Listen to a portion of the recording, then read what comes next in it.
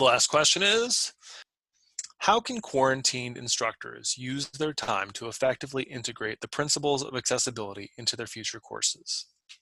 So I've seen a lot recently about things that we can all do in our free time.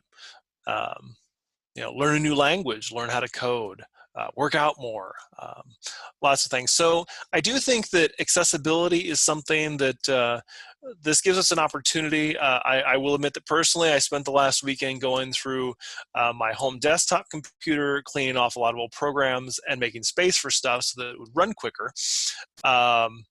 I think that this is an opportunity for us to do an audit on what it is that we have already at home, or we've transferred to Box or Dropbox or however you've gotten your files from work, to go through them and say, okay, what do I have and what do I actually plan on reusing, and how can I make that accessible? So as I said in an earlier video, try to limit PDFs. So if you are taking Word files and saving those PDFs, just go back to the original Word file. Run the accessibility checker in Word and to make the suggested corrections. I think that you'll find that you're going to get a lot more cohesive looking documents by doing this. Also, something to think about that the accessibility checker won't check is that studies are showing about 60 to 80% of our students are accessing their content on these things. And so font size is important. So thinking about putting something in a sans serif font, such as Arial, in something at about a 14 or a 16 point font. Now, this is for stuff that's going to be digital, not stuff that you're going to print, because that will waste a lot of trees and ink. But thinking about how students are accessing this. And on some phones, if you have to zoom in or zoom out, there might not be a reflow unless you put it in a bigger font. So thinking about things like that. With your PowerPoints, going through, as I said, doing the alt text. There'll be an error that you'll get also that will do with not using the slide layouts that are built in. I can attest that most people do not use the built-in slide layouts in PowerPoint. Typically, there's like a title option, and then there's a content box, and those two areas are where they want you to put the title in and your picture or your text or whatever. So trying to organize your pages better using the built-in templates that Microsoft has provided. Thinking about chopping up your videos. If you already have a lot of pre-recorded videos and you're in the hour range on those, think about how you could re-record segments of them. Think about how you could chop them up to make them more bite-sized. Depending upon your learning management system, it's possible for you to check how much the videos are being watched, and I think that many of us are quite taken aback when we see the statistics of how long the videos are being viewed, but it may also answer a lot of questions on why certain questions on tests aren't answered in the way that we intended, because most people aren't listening to that information we have in the 50th minute of our videos.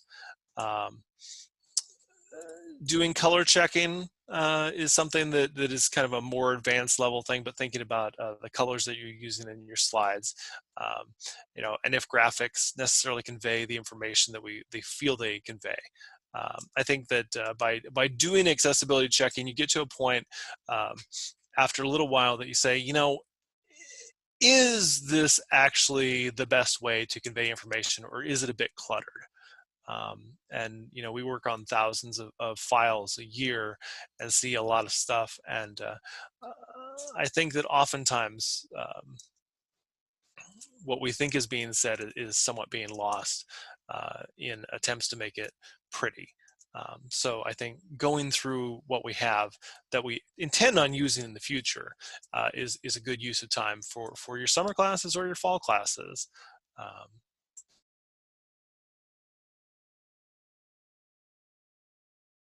I'd say the final thing to think about is a lot of us are making videos very quickly from our accessibility quarantine bunkers like myself, and So I would say the two big things to think about are speak slowly and make your videos short.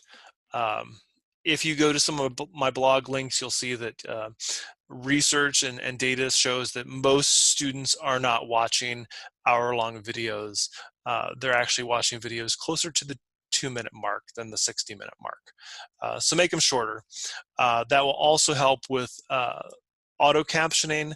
So by speaking slowly, most of the platforms that we can post to, like YouTube or Kaltura or whatever your institution is using, uh, has some sort of an algorithm and AI built in that'll do auto captioning. Um, it'll get about 85% of what is said in a normal, slowly accented speech in English for most of us.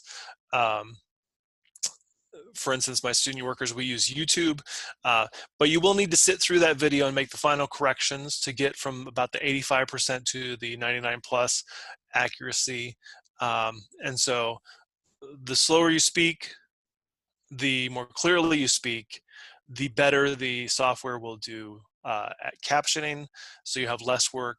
And also the shorter the video is as well, will make it easier for you to sit through. Typically, it will take you about 3 times the final runtime of video to do all of the work on it. So a 3-minute video will take you about 9 minutes to caption.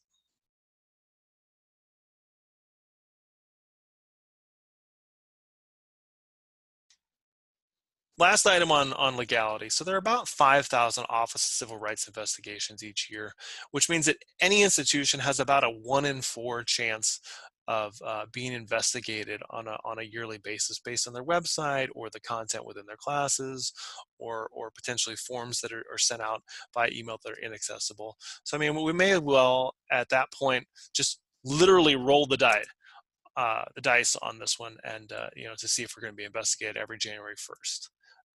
There's also about 10,000 lawsuits each year. So I mean, the fear of lawsuits is growing. And if you go to my blog, which we'll link to, uh, there's several write-ups on 2 important law cases last year near the end of the year with Domino's and Harvard, which I think are of interest for accessibility. So thank you, and have a good day.